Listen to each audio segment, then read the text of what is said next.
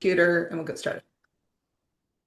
Hello, and welcome back to the Mindful Academy on either YouTube or in the podcatcher of your choice and confidence. I am Jennifer Askey, your coach and host today, and I'm continuing my series of interviews with amazing people with academic backgrounds, PhDs, who have moved into a space where they're offering services that help you guys out there do your work better, more effectively, do different work, feel better about things, have a better website, write better stuff. There are lots of things out there, lots of service providers like us out there who can help, and you don't have to go it alone. And going it alone is tough. So today I'm talking to Jen Polk from PhD to Life, and just a teeny tiny bit of background about how I got to know Jen. First of all, Jen, say hi so I don't just talk over you. Hi.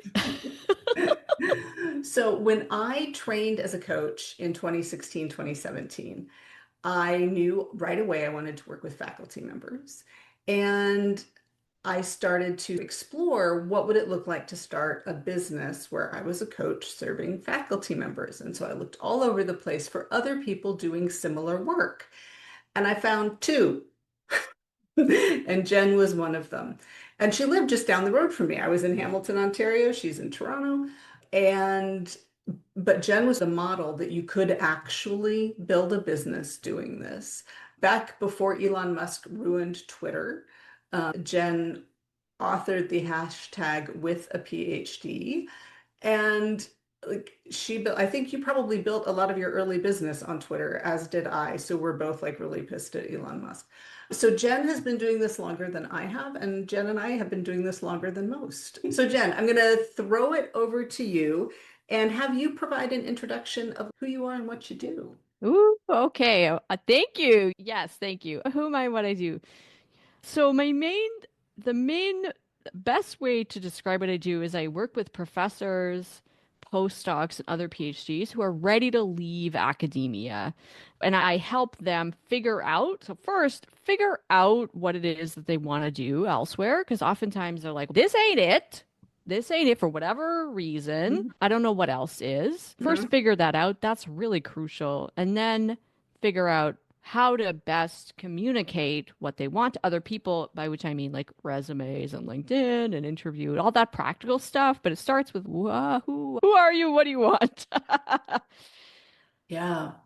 Yep. And so you mentioned like every category of PhD as a potential client. Are you noticing different trends in your clientele in the last, oh, let's say 6 months? If one Six. wanted to post date this to say November 2024. Yeah, that's an interesting question. And the I no would be the short answer, but let me go back years actually and Okay. say, so when I first started my business in 2013, I was a recent PhD, and back then I I always had faculty clients, but a lot of my clients were grad students and more recent PhD, which sort of Hmm. suited where I was in my own kind of, yeah, relationship to academia. But over the years, my clients shifted to be much more likely to be professors and postdocs. And I say postdocs because any scientist here will recognize you can be a postdoc for 10 years. So yeah, you could be on your third postdoc. Yeah, so most of my clients these days, I would say for sure, are professors or longer term postdocs and at different stages, right? People who are tenured track, but not tenured, the tenured folks, and even the full professors. So there is definitely a range, but I'd say my clients have aged a little bit with me over the years. And other than the maturing of your business and just being around a long time, what do you think that points to? Yeah, it's really interesting because I think it used to be that people assumed that a business like mine would obviously only exist to steal money from grad students. That is what Ow! I mean, that was unethical to be charging grad students. And I think people more and more are realizing actually yes, of course there is a place for serving grad students, and there are other coaches and related business owners who do have a lot of those types of clients. But there is a big need, a huge need for what we do for people who are faculty members. And I would say that the academy has been not a great place to work in general for a long time, Yeah. maybe always, and in its own quirky, specific ways, and not just capitalism. But that, from my perspective, the pandemic five started 5 years ago, really changed things. Yeah. Yeah, let me. This is maybe I shouldn't say this because it's a competing business, but Karen Kelsey's Facebook group, The Professor is Out, which I am Yep. endlessly jealous that I did not start. But it's Right. I feel like you missed a goal I really screwed that there. one up. I screwed that one up, but there's tens of thousands of members, and it is explicitly called The Professor is Out. And obviously, some of those members are grad students, but I think that has made it very clear. Oh, yeah, even if I don't plan on leaving, I'm seeing my colleagues leaving. Yeah. And as we read, I keep my finger on the Chronicle. I can't read it in depth because my cortisol levels can only handle so much news from any field on any given day. The CBC, the New York Times, the Chronicle, like all of those, like just in very small doses if I want to be somewhat sane and healthy. Colleges are closing post-pandemic, right? Small colleges are closing. If they're not closing, they're facing real financial problems. So your PhD is in history, right? And mine is in German literature. And so you and I share the humanities text-based disciplines as a background, and those have been under assault for decades, generations even, right? Maybe since Sputnik, right? Since the 60s, where North America was like, holy cow, we really need to educate our youth in sciences, tech, engineering, math. Everybody can read. We don't need to worry about that. Everybody cannot read. And now we see in various ways science under attack. And so maybe we're left with engineering and business, kind of, sort of, but not in an ethical kind of way. But like, whatever field you're in, you may no longer be protected from some board of regents or board of trustees or financial pressures saying you are no longer valuable to our institution. Yeah, like the folks that have managed to stick around through the crap and the politics going back a few years now in Florida and Texas, etc., and Georgia, right? And it's gotten so much worse. And I'm not sure that who knows what's going to happen, but like suddenly, to your earlier question, the last 6 months, what is even happening? Mm. And I'm not necessarily seeing that, but I think you might be right that it's going to happen Yeah, I in think terms right of my now it's business. some paralysis, right? I feel Yes. like Yeah. myself included, right? Admitting that I can only take in so much before I'm like, I should go on a dog walk. This is really bad. That people are paralyzed and don't trust that today's change is going to stick around and still be next week's change. So Yeah. maybe I'll just wait a bit and Just, see yep. what tomorrow brings. But yeah, when I started, I also didn't know how to charge money. So some of my early clients were graduate students. And they at the time were very much focused on like, how do I write a thing and get through the writing process and get out of my own way and write. And I still do some of that work. I have clients who are working on big projects and need accountability and motivation and whatnot. But it became pretty clear to me pretty early on that my people were going to be faculty members because that was my background, right? I had been in the academy, I'd gotten tenure and then moved countries and retooled. But yeah, starting where you're at home and then seeing who else needs these services. So when people come to you, they have acknowledged, at least in part, that this might not be my forever job and that maybe I want out. Where Okay, I know you have programs that people go through. So I'm curious, like figuring out what you really want to do if it's not this. What does that look like for people? Because when I had to do that for myself, this reinventing my identity, like I wound up in therapy. I was a wreck. And maybe because the professor is out, has tens of thousands of members, maybe there's a little bit more acceptance that you might have grabbed the brass ring and have tenure and still want to go. But when I did it, it was like, oh, here I am jumping off a cliff, and everybody's looking at me like I have three heads. And right. So, what does it look like today when people say this might not be the cat's pajamas? Yeah, so it's interesting because I think the first thing that folks often do is they'll go to LinkedIn or Indeed.com and they'll type in like research or their specific chemistry, right? Or philosophy or whatever it is, the sort of the keywords writing, and they'll be overwhelmed and maybe disgusted and also maybe come up short, depending what it is. But in any case, it's not going to feel There will good. be tears. It's not going to feel good. It's not going to feel good because it that or they will say, the first thing I have to do is I have to convert my CV into a resume because everybody always says that's what you have to do. And they will very quickly realize that also sucks. And that also may, And then there are tears because what if your PhD is not actually the first thing on that resume? Because, dear reader, it is not. yeah, that's just, it's not going to go well. It's not going to go well. And it's not that people are doing the things that they think they should be doing, they have been led astray. So my advice is hold up. Forget the job ads. Forget whatever your CV looks like right now, because that's not the first step. The first step is who even are you?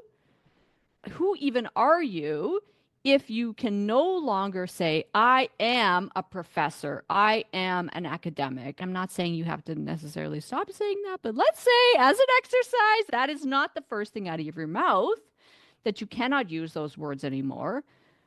Who are you? Yeah. Now, this maybe sounds a bit woo, but that's where I want to start with you. And then, of course, we can do practical things like what even are your skills? What do you care about? What are your values? Where do you want to live? What do you want to make? Suddenly, potentially, it's all open. And Yeah. that is scary and exciting, right? Yeah. Yeah. But the who even are you? Like I said, I wound up in therapy. Who even am I if I can't say I'm a German Yeah. professor? And I'm And not a looking, therapist. I'm not a therapist, but yeah. I some of my clients in our small group coaching will say this feels a bit like therapy. And I'm always like, I'm not a therapist, but yes, I know what you mean. Yeah. And I think you and I both have clients who have us as a coach for the action and perspective oriented stuff, and a therapist for the let's look back. How did we get here? Where therapy is where are you and how did you get here? And coaching is where are you and where you want to go. So yeah, they go hand in hand, but it is an identity thing, right? And maybe to go back to our fictional chemist, if our fictional chemist is doing bench science in the academy, maybe they can also go work for a company and do bench science. But my guess is that's the rare industry transition, and that most transitions to something outside of the academy involve a little bit more shape shifting.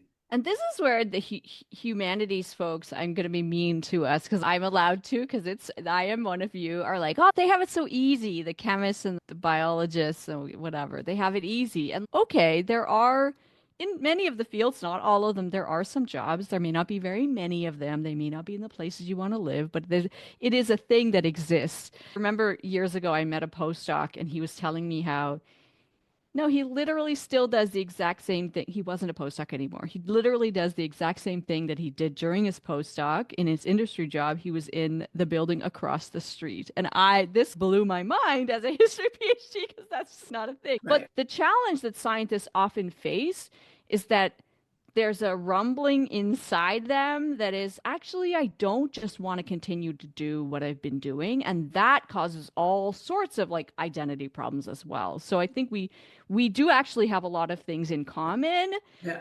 Yeah. Yeah. And what people who are leaving the academy for something else have in common, regardless of their field, is that with that PhD on your CV, how legible are you and your skills to people outside of the academy? And some industries, some individual companies and hiring managers have an amazing appreciation for the intellectual agility and speed of the average PhD who can come in and say, okay, I don't really know this stuff super well, but give me a month and 10 books or 10 training sessions and I'm good to go. And others are like, "Mm, I don't know if I want to hire somebody with a Mhm. PhD." Yeah, and I'm sure that you and I have both interacted. I know I have both ends of that extreme. I remember Absolutely. years ago, a woman, I shared a cab with her at a conference, and she worked for the government. She was a manager in the government, and she said, "Yeah, I never hire PhDs. I don't need that. I don't need that." And okay, she like shut down that conversation. But Right. on the And other I don't hand, need that, where that is like a suitcase full of all sorts of assumptions about what a PhD might be. I had a staff job at a university in Canada shortly after moving here before I trained as a coach. And I was trying to figure out like what else can I do in the academy if I'm not going to teach German. And the office manager in the place where I had this staff position flat out told me, I just don't know what to do with you. Like I was a problem child. Like yeah, and so since we cannot rely on the world changing in the time that we need to be getting a job and income, and oh, it's a real thing, right? that's a problem, and people should be working on that. But if you're a job seeker, you don't have a lot of time to wait for the world to change. So you have to do the work. And on the one hand, it's like super annoying to have to do all of that translation for other people. But on the other hand, it's actually incredible because it makes you much more clear about who you are. And that clarity is like really empowering. You get really you get a real sense of who you are that you can then communicate to anyone, anywhere, and you can connect what you do Yeah. with other things. I forget where I was going with this. But yeah, like it's annoying, but also it's really empowering and powerful, if I And can remember those things. invigorating. Once I got Yeah. over being pissed off that I had to reinvent myself and did a few more things out there in the real, quote unquote, real world, which is a myth, but anyway, shorthand that we all understand. I have now, fast forward a decade, I'm actually excited about the fact that like Jennifer 1.0 in the early 2000s, grad student getting on the job market, having babies, whatever, maybe Jennifer 2.0 scholar established. And now I get to pick my future. Yeah, you're It not is in anyone's not, box. No one's putting you in a box. yeah, yeah, It's you can jump into different boxes. It's fun. yeah. Now, you and I both wound up in the box of entrepreneurship, which did you think when you were a young person that being an entrepreneur was your future? Never, because my dad was a grade 7 teacher his whole career. He was a gardener when he was like a teenager and through university, and then he was like, my mom told him to get serious. So then he was a teacher, and he was a grade 7 teacher the whole that's it. He retired as a grade 7 teacher. And my mom started working for the government like as a teenager, the federal government, and 40 whatever years later was still working for the federal government. And when she retired, she then got a job with the provincial government. And only took years before she retired again. So, anyways, my point is, I am not at all familiar from my own upbringing with this. And like, Yeah. I was in a family where education was valued. My mother actually never finished undergrad the first time around.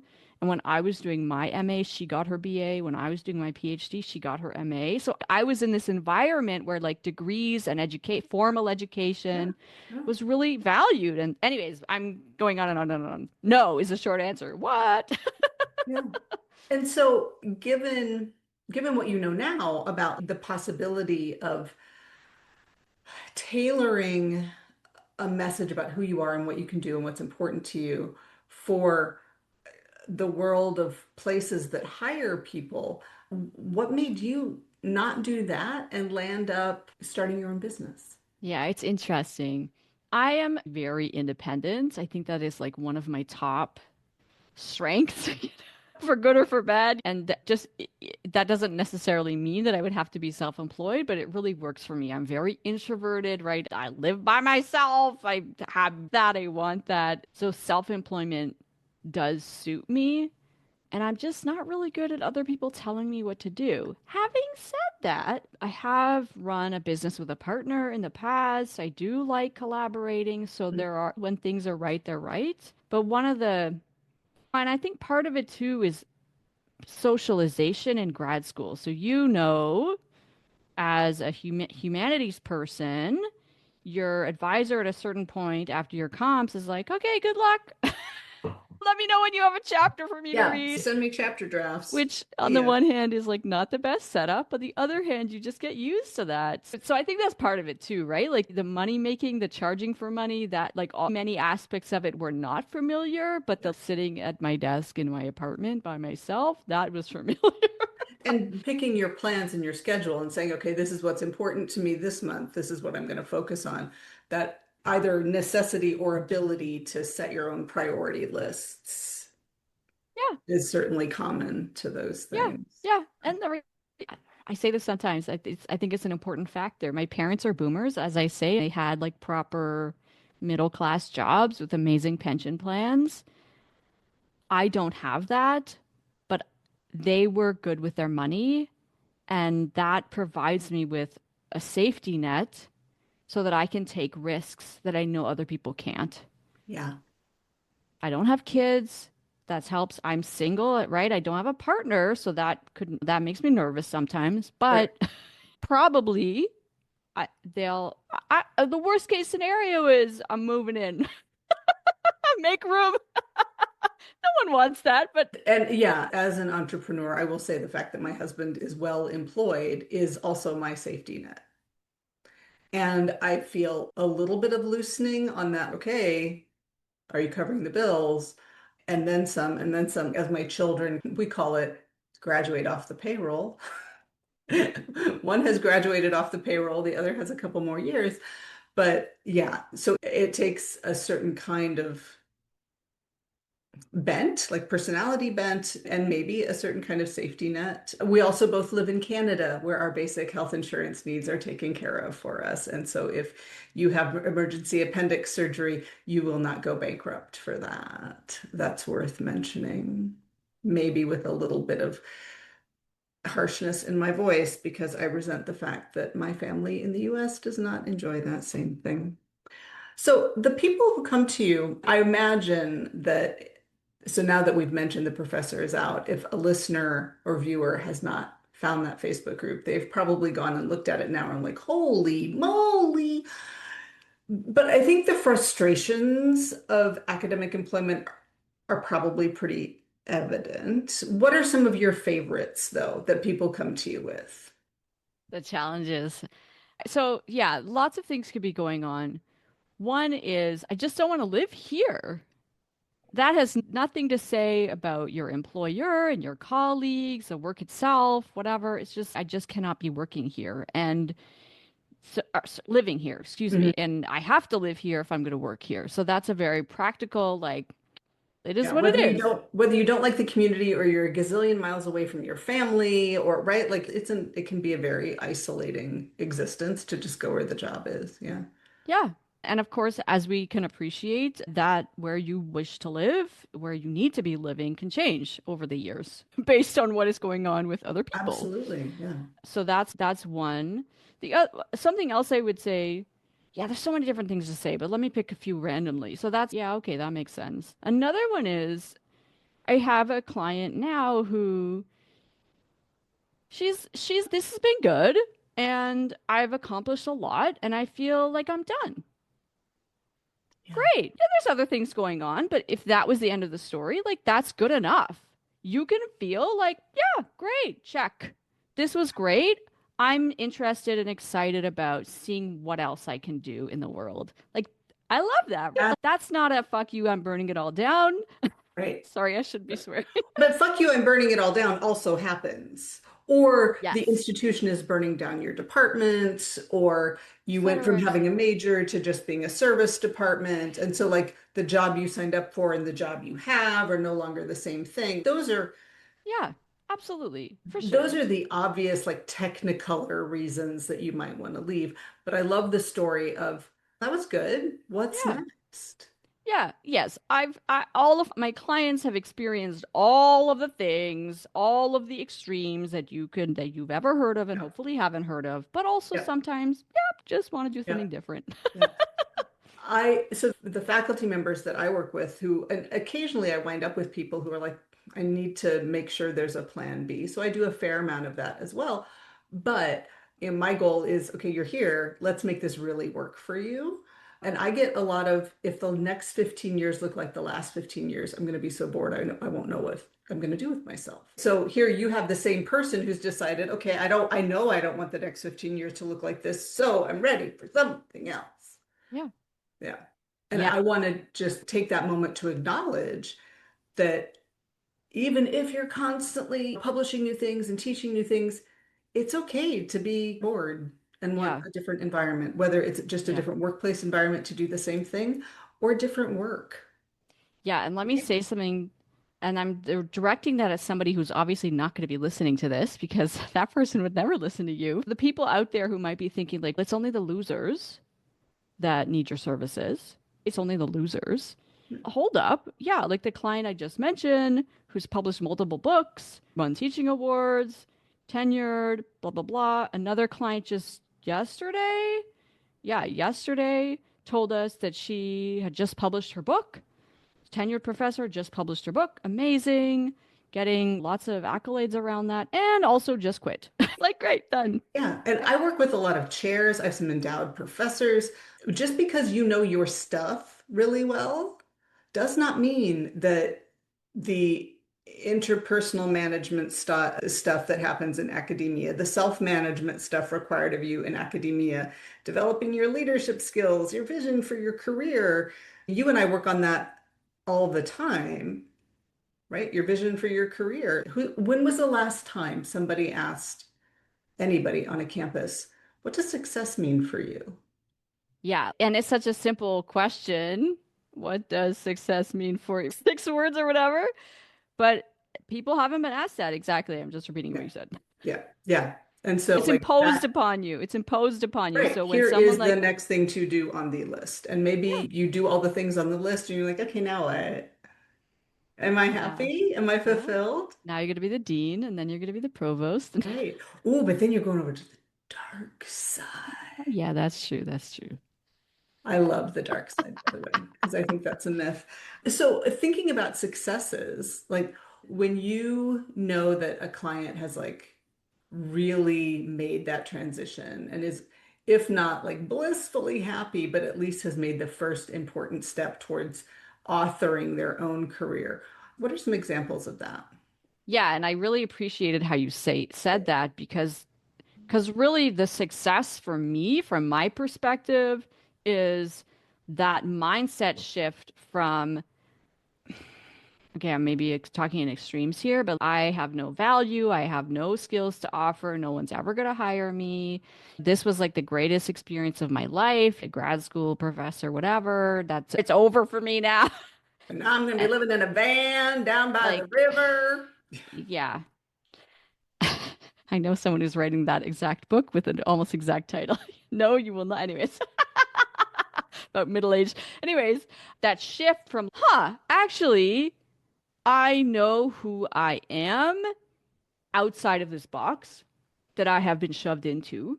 I know who I am. I know what I want. I don't know exactly what it's called yet everywhere out in the world, but I'm excited to be building my knowledge around that, to be building a network and community around people who can join me in doing this. Anyways, what I'm not saying is sometimes the success from my perspective is not, and I have a job. That's great. And of course, we celebrate those successes. But sometimes it's, I feel so much better and calmer and like I know what I'm doing and where I'm going now.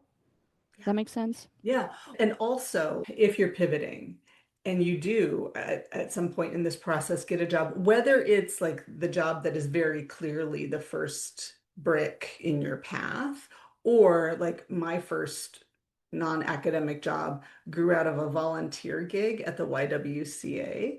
And so it was not necessarily connected to my ultimate career goals at the time, or if it was, I couldn't see it. But your next job, if you leave the academy, is probably not the job you retire from, Yeah, right? and those are a It, lot of my clients too. It's the folks that have actually managed to get a job, right? Because they're really good at learning how to write a resume. They're yeah, good at learning to do the things that they need to do, and they're competent, etc. And so they did manage to get a job because most of us need money to live. preach. But at certain point, once their nervous systems have relaxed a bit, it's yeah, this is not I needed this. It was the right decision at the time, and Yeah, I need to figure out really now what's yeah. right. And now I'm calm enough because I am employed and can pay the bills that I feel like I have that time and space to do the deep exploration that is really part of any human being's path to fulfillment, I think. Yeah, in other words, what I'm saying is I work with the winners. And with people who want to be intentional about their careers and not just let their careers happen to them. Yeah. Yeah. And a big theme in my work and my clients, whether we talk about it explicitly or not, a big theme is like values, right? What are your values? And obviously capitalism, blah, blah, blah, but like generally living with your values, working with your Yeah. values. Yeah.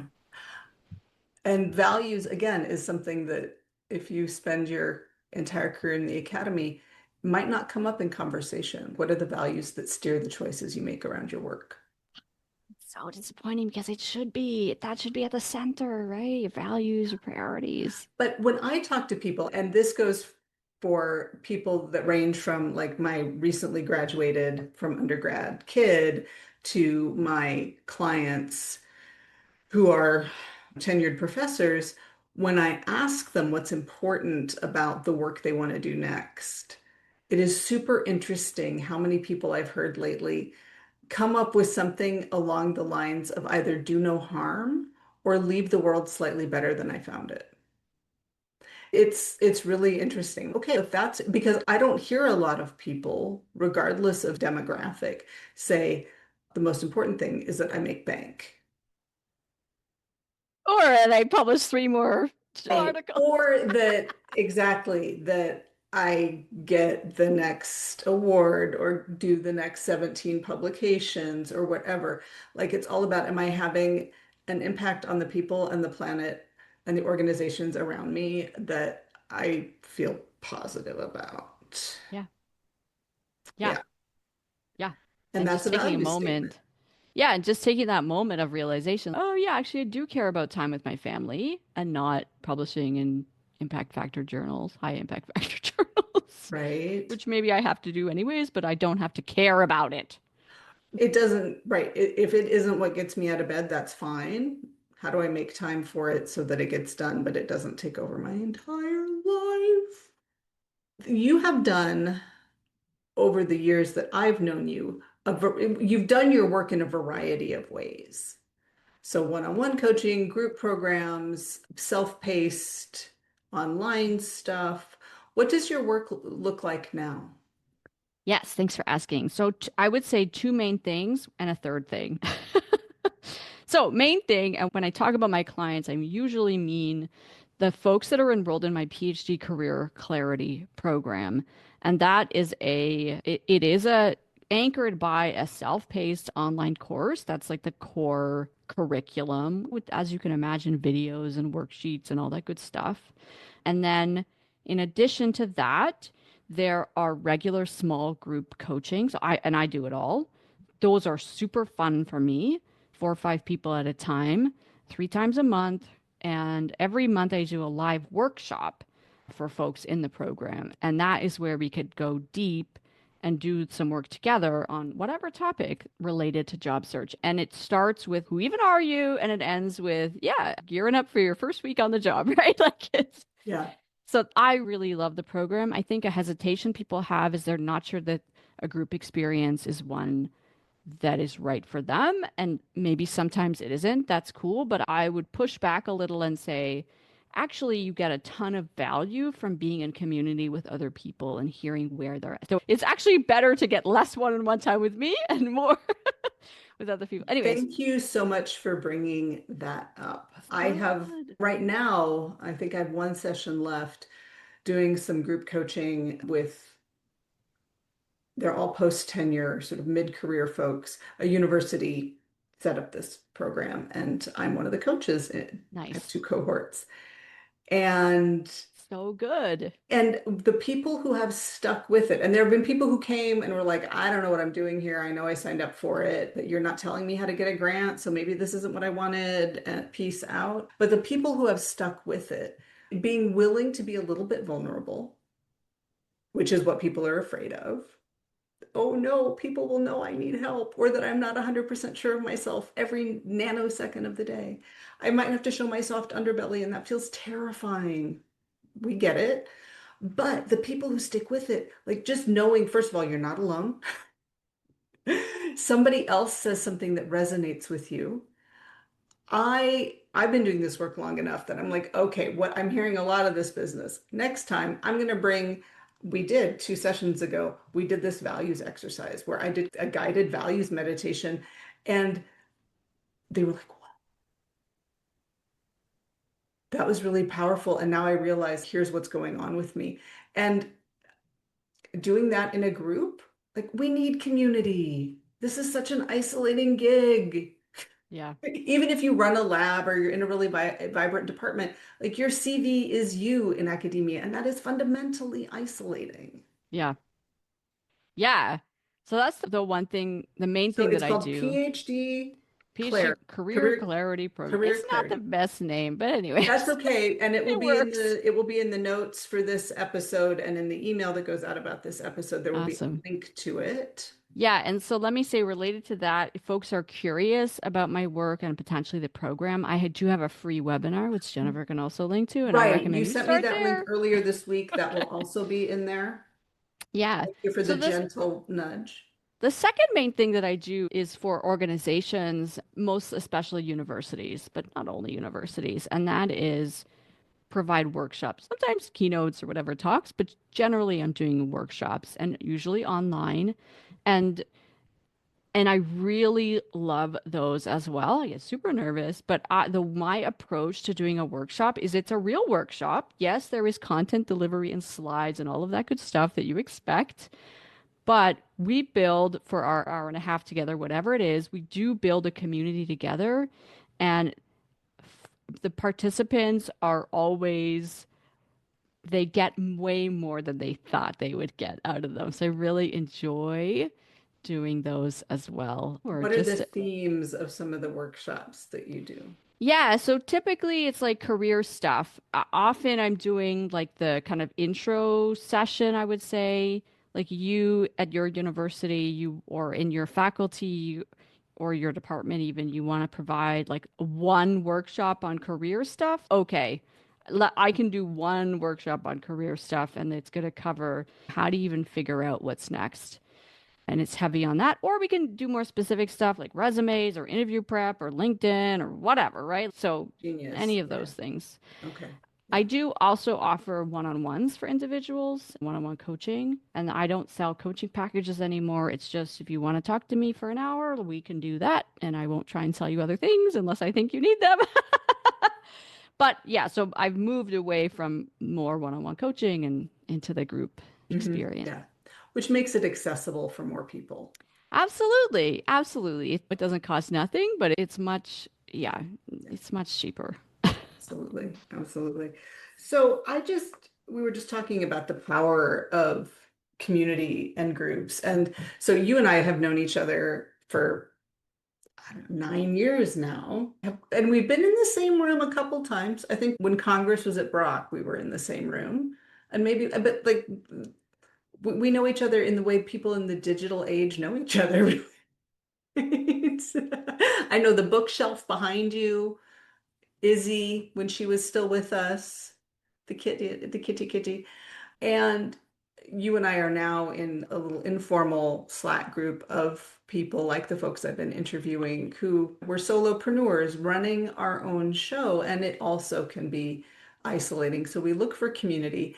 In that vein, and in the vein of the title of the podcast, which is the Mindful Academy, how do you go about taking care of yourself and remaining emotionally and mentally resilient?